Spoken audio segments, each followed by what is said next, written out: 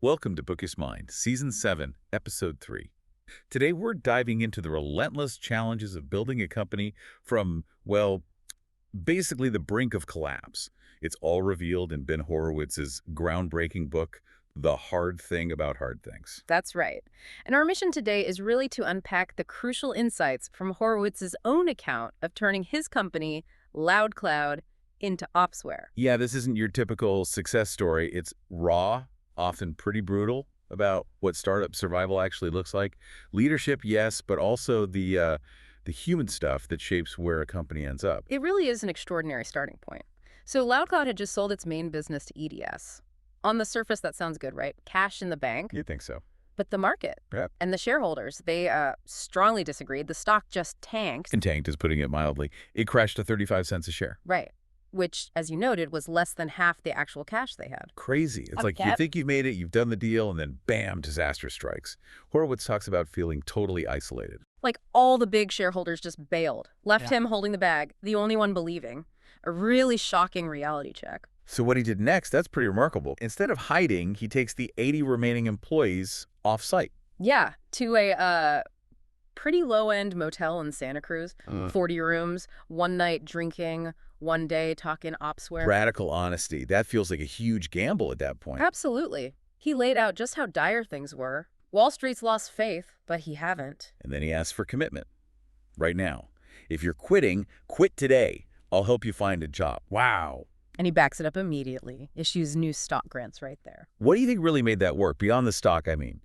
In that moment of crisis. Well, I think it was that transparency, even telling them the bad news. It forged this sense of shared struggle, this collective mission. It wasn't about fancy perks. Not at all. It was about belief.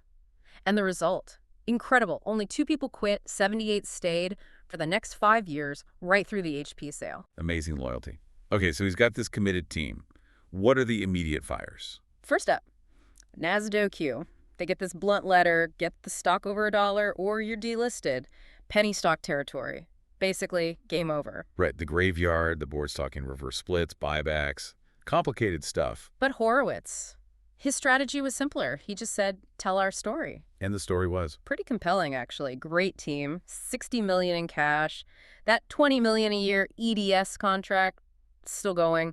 Yeah. Invaluable IP. His point was, unless I'm the worst CEO ever, we have to be worth more than $30 million. And it worked. He cut through the noise. The stock climbed back over $1. Okay, crisis 1 averted. Next, shipping the product. Opsware. Ah, yes, the product. And here's the paradox. Opsware was built for LoudCloud's internal use, not the open market. It had that famous purple pimp hat UI element. Exactly. Not exactly screaming enterprise software. It was hardwired in places, just not ready. Engineers were nervous. They wanted to add features, polish it. But Horowitz made a different call. A counterintuitive one. He did. He said basically, we have to ship and try to sell the wrong product. Get it out there. Fall on our faces, but learn fast. That was the idea. Because waiting for perfection, you might never learn what the market actually needs. That takes guts. Shipping something you know isn't right? Was there pushback? Oh, I'm sure. But he pushed it through. And alongside that, he had to rebuild the executive team. Painful, but necessary. The people who got them there weren't the right ones for this fight. Precisely. CFO didn't get software accounting. Head of sales hadn't sold software. Head of marketing didn't know the new market.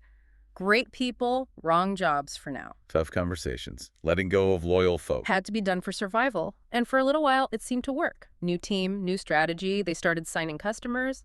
Stock went up over $7. Finally felt like they were out of the woods. And as Horowitz says, naturally, I was wrong. Of course. Just when things look up. So a few quarters in, they get hit again. News from EDS. Their biggest customer? Like 90% of Opsware's revenue. 90%. What was the problem? Deployment stalled, technical issues, and EDS. They wanted to cancel the contract and get their money back. Oh, no. That's an extinction-level event. Exactly. Horowitz was blunt. If EDS drops us, we're fucked and it's over. Giving the money back meant bankruptcy. Fighting them also meant bankruptcy. They were trapped. Okay, so crisis mode again. Who does he call? His top 2 people on the account. Jason Rosenthal, first employee, best manager, ran the deployment, the details guy. Okay. And Anthony Wright. Self-made, super determined, the relationship guy. Horowitz said he could charm dogs off a meat truck. Huh. Love that. So what was the directive? uncompromising. This is a must-win. Our only option is to win. We cannot lose this one. Jason's job, deliver what was promised, fix the tech. Right. Standard execution. But Anthony, his job was different. Find what they don't expect but want. The exciting value. Interesting. So it wasn't just about fixing the problem. No, they needed more than that. So Jason and Anthony fly to Texas. They finally track down the key guy at EDS, Frank Johnson. Big, tough guy. Oklahoma oil fields background. Okay. Sounds intimidating.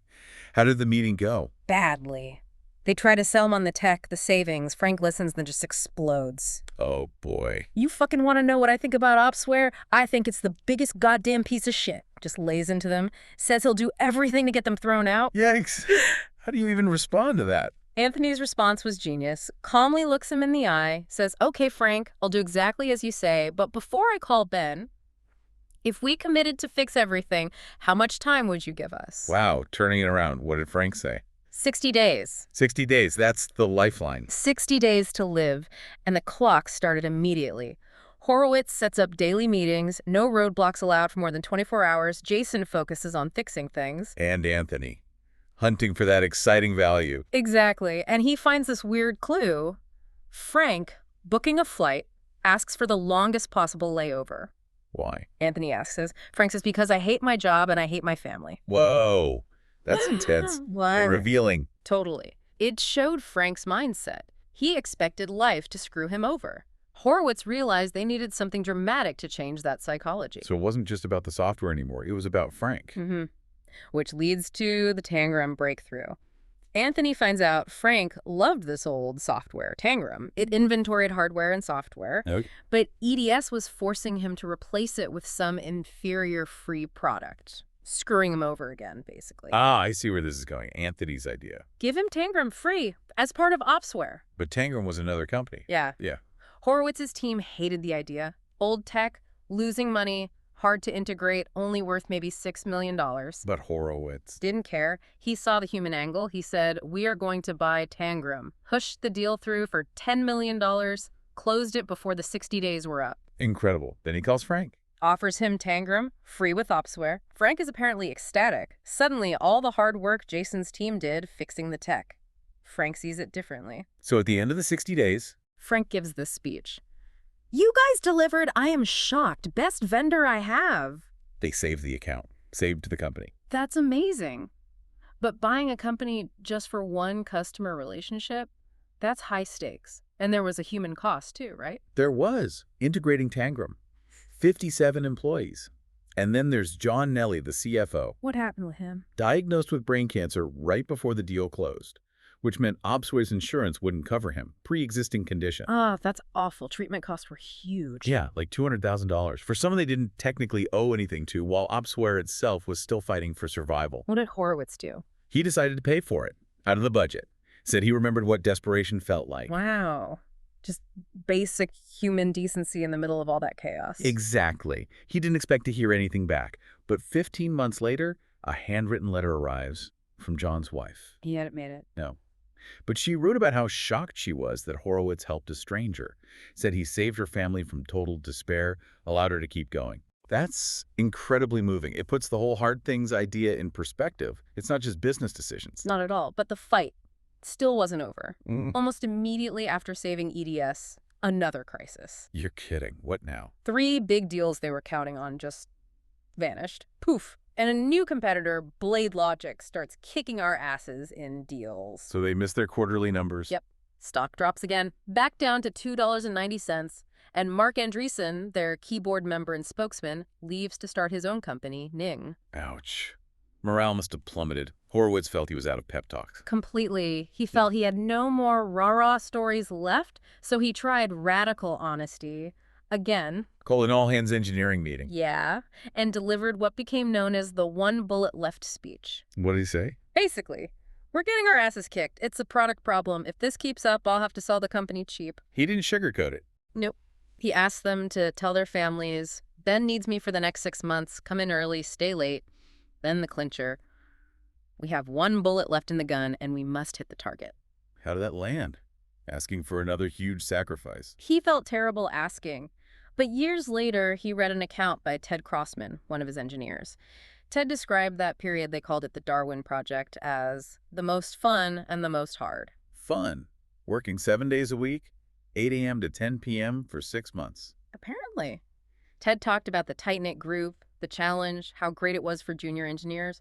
Horowitz actually cried reading it, realized he'd underestimated their desire for that kind of challenge. That says a lot about people wanting to be part of something meaningful, even when it's incredibly hard. So the Darwin Project worked. It did. It transformed the product, made them competitive again, but it led to the next challenge. Product strategy. How so? The existing product plan was full of requests from current customers, hundreds of them. Product management was focused on those, not necessarily on the features needed to beat Blade Logic. Because customers ask for what they know, right? Not necessarily what's truly innovative. Exactly. Horowitz believed innovation is the innovator's job, not the customer's. It takes knowledge, skill, courage. So he stepped in again. What did he do? He basically said, forget the existing requirements for now. Reinvent the product. We need to win. And 9 months later, they had a product that could beat Blade Logic head to head. Okay, product fixed. Then they tackled sales. Brought in a new head of sales, Mark Cranny. He was tough, implemented rigorous training, demanded mastery. There's that anecdote you noted, the pink panties one. Yeah, classic Cranny. Salesperson, forecasts a deal, sounds confident. Cranny grills him. Have you spoken to the VP directly, to his peers? Rep admits he hasn't. Uh-oh. Cranny tells him basically, get your act together and call the VP now because you don't have a deal. Turned out a peer was blocking it, set a new standard, no sloppiness. Brutal but effective. Then Horowitz introduced something new in meetings. A simple agenda item. What are we not doing? Just that. What are we not doing? Yep. And it led to a huge realization. They weren't automating the network anymore. Their original LoudCloud product did, but the Opsware version hadn't kept up. The thing with the purple pimp hat. That one. The code wasn't great for a commercial product. So build new or acquire. Horowitz, remembering code gets emotional once written, leaned towards acquiring. Okay, so they looked at network automation companies. Found 4. 1. Rendition networks had the best architecture, but the lowest revenues. The market didn't rate them highly. So the conventional wisdom would be to buy the one with more revenue. Right. But Horowitz thought the market was wrong. Efficient at reaching a conclusion, he said, but not always the right one. He trusted the architecture over current revenue. Another counterintuitive bet. Did it pay off? Big time. He bought Rendition for $33 million. 3 months later, they signed a deal with Cisco. Cisco prepays $30 million for licenses. Wow. Basically paid for the acquisition almost immediately. Almost entirely. All because they asked, what are we not doing? Powerful question. Incredible validation. So with the broader product line, things started looking really good. Momentum built. $150 million revenue run rate, stock price settling between $6 and $8.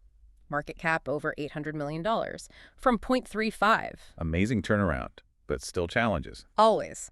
Virtualization was changing the game. And a shareholder activist started pushing for Horowitz's removal and a sale, even though the stock was way up. Pressure never stops. So how did the sale eventually happen? He wasn't looking to sell, right? His standard line to potential buyers was, we are not for sale.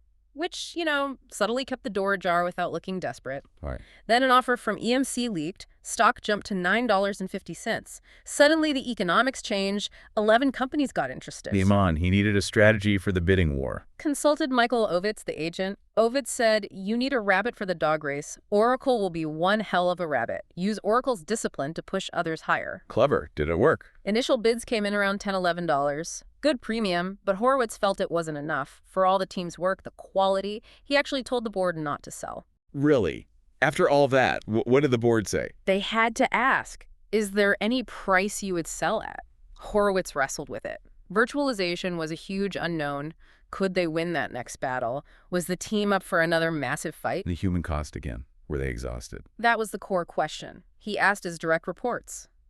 All but one favored selling. The team had reached its limit. It seemed so. So, Horowitz and John O'Farrell set the price. $14 a share. $1.6 billion. The board thought it was crazy high. Did anyone bite? He told everyone. $14 or more. Silence for over a month. He was ready to keep going. And what? BMC Software offered $13.25. Then, 2 days later, $14. They met the price? Yep. Horowitz called the other bidders. HP came back, $13.50, then 14.25, $1.65 billion. Deal done, deal done. And Horowitz's reaction, after 8 years of that intense struggle. He said he got physically sick, cold sweats, throwing up, crying. How could he sell this thing he'd poured his life into? But he came to see it differently. Yeah. He realized it was the hardest thing he'd ever done. They'd built something from nothing, saw it collapse, rebuilt it into this massive success, a $1.65 billion franchise. An incredible arc. He felt his business life was over then. He did. He'd done it all. But all that learning, that intense experience, it sparked a new idea. And Andreessen Horowitz. Exactly. A new kind of venture capital firm, born from the ashes of that relentless fight, shows how adversity can really forge new paths. So looking back at this whole journey near collapse, multiple crises, huge acquisition, and the themes that jump out are resilience, definitely, that radical honesty. And those unconventional strategies, right? Yeah. Shipping the wrong product, buying Tangram for a relationship, asking, what are we not doing? And maybe the deepest theme is understanding people. Frank Johnson's psychology, the empathy for John Nelly, even when they were fighting for their own lives. Yeah, this dive into Horowitz's story, it really shows the personal cost of leadership. The tough, sometimes counterintuitive calls you have to make under pressure. It really makes you think, doesn't it? Beyond the money and the strategy. What are the lessons here about human nature? About sacrifice? What does it really take to build something lasting, especially when you're facing those truly hard things? And it leaves you wondering, what would you be willing to sacrifice? What qualities would you look for in a leader navigating that kind of storm? Something to mull over.